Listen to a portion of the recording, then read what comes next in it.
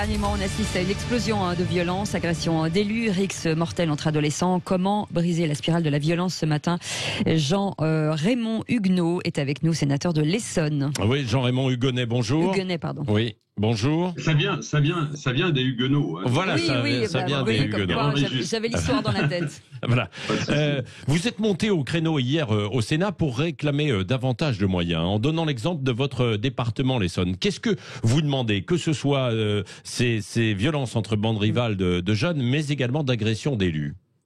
Bien, écoutez, vous l'avez dit un petit peu dans vos interventions précédentes, il y a, je crois, un virus aujourd'hui bien plus important que celui que nous allons terrasser, qui s'appelle le Covid-19, qui s'appelle l'impunité et l'autorité bafouée. Donc, si on met un thermomètre dans notre société, on voit très vite que dès qu'on agresse la démocratie et des élus en proximité, comme ça a été le cas de notre collègue Patrick Rocher, maire dans l'Essonne, Saint-Try-sur-Seine, de Saint-Try-sur-Seine, il n'y a pas longtemps, ou Aurélie Gros par exemple, on s'aperçoit que au bout d'un moment, si vous voulez, il n'y a plus de barrière. Des menaces de mort, ça va loin.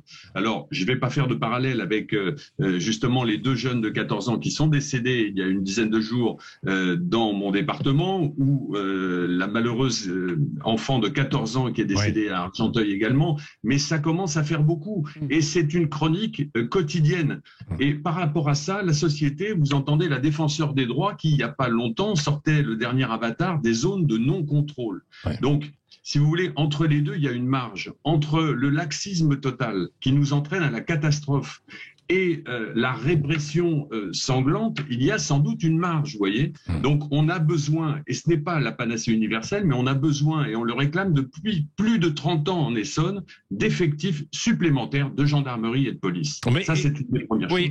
Il y avait eu la police de proximité il y a quelques années, et dans le cas de l'Essonne également, Jean-Raymond Huguenet. On disait que ça ne portait pas ses fruits, alors, finalement, non, mais cette présence. Tout ça, ce sont des confettis de paroles. Oui. Parce que on nous dit également, si vous voulez, les préfets successifs nous ont dit, mais oui, on met un nouveau dispositif en place, on resserre sur des gros commissariats, il n'y a pas besoin de commissariat de proximité.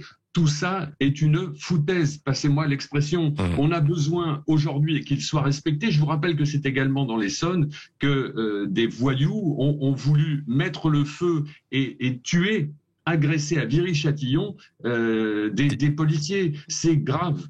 Ouais. C'est très grave. Et ça passe donc par ce déploiement pour vous, ces renforts policiers et de gendarmerie en zone gendarmerie quand il le faut aussi. Mais est-ce que ça passe aussi par une présence humaine dans ces quartiers, des relais, alors je ne sais pas comment on va les appeler, mais sociaux ou pas, pour s'occuper de ces jeunes, ne pas les laisser désœuvrer et ensuite aller se lancer dans des rixes et des guerres rivales et dans la délinquance d'une façon générale? C'est absolument indispensable. Je l'ai dit, il ne faut pas croire et qu'on ne se trompe pas. C'est pas en demandant uniquement des effectifs, c'est pas une baguette magique. Ça fait partie du dispositif. C'est incontournable, mais bien évidemment qu'il y a des phénomènes de médiation qu'il faut mettre en place, qui existent. Je rappelle que justement l'institution dans laquelle cette jeune fille travaillait et qui a été tuée à Argenteuil est une institution qui fait vraiment un vrai travail. Avec des professeurs excellents et très compétents qui ont affaire, là, justement, à une population qui n'est pas forcément la plus simple.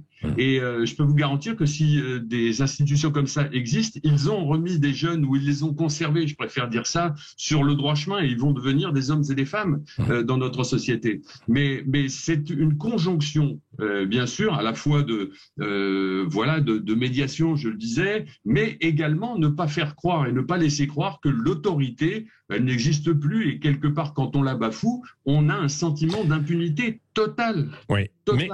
Merci beaucoup Jean-Raymond Huguenet, sénateur de l'Essonne, d'avoir été avec nous ce matin pour évoquer cette question. Et on va continuer sur ce sujet.